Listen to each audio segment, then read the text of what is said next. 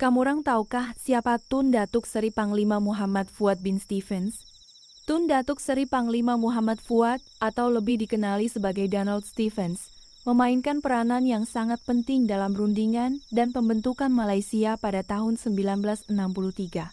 Mendapat pendidikan awal di Sekolah Rendah St. Mary Boys School Sandakan, Sekolah Rendah St. James Kudat, Sekolah Vernakular Keningau, Sekolah Sacred Heart Jaselton, hingga ke pendidikan lanjutan di Government Flying Training School Singapura dengan menggunakan dana hasil dari kemenangan beasiswa Chi Swee Ching.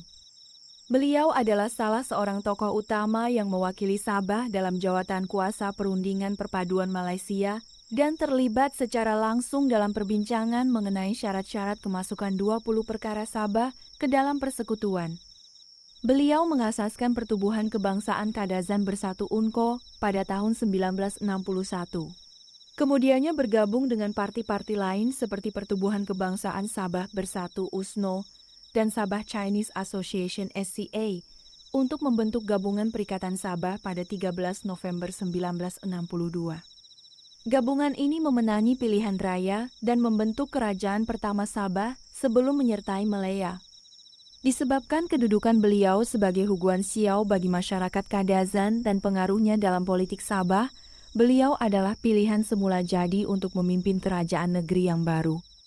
Setelah Sabah, bersama-sama Malaya, Singapura, dan Sarawak membentuk Malaysia pada 1663, Tun Fuad Stephens dilantik sebagai Ketua Menteri yang pertama. 4 tahun selepas membentuk Parti UNCO, Tun Fuad membuka peluang penyertaan untuk bergabung dengan Parti Pasok Momogun Kadazan Bersatu atau lebih dikenali sebagai Parti UPKO. 1967, setelah Parti UPKO kalah dalam pilihan raya, Tun Fuad kemudiannya membubarkan Parti UPKO untuk bergabung dengan USNO. Beliau kemudiannya dilantik sebagai Tuan yang terutama Sabah yang pertama. Pada tahun 1975, Tun Fuad menerima pelawaan Haris Saleh yang ketika itu meletak jawatan sebagai Setiausaha Agung Parti USNO dan ingin menubuhkan parti baru berjaya dengan dana dan tajaan sepenuhnya dari Kerajaan Malaya.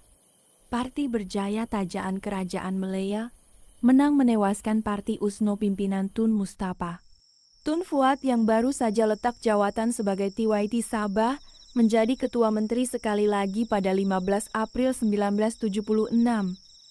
Tun Fuad menjabat sebagai Ketua Menteri Sabah selama 54 hari sebelum tragedi Nahas Double Six pada 6 Jun 1976.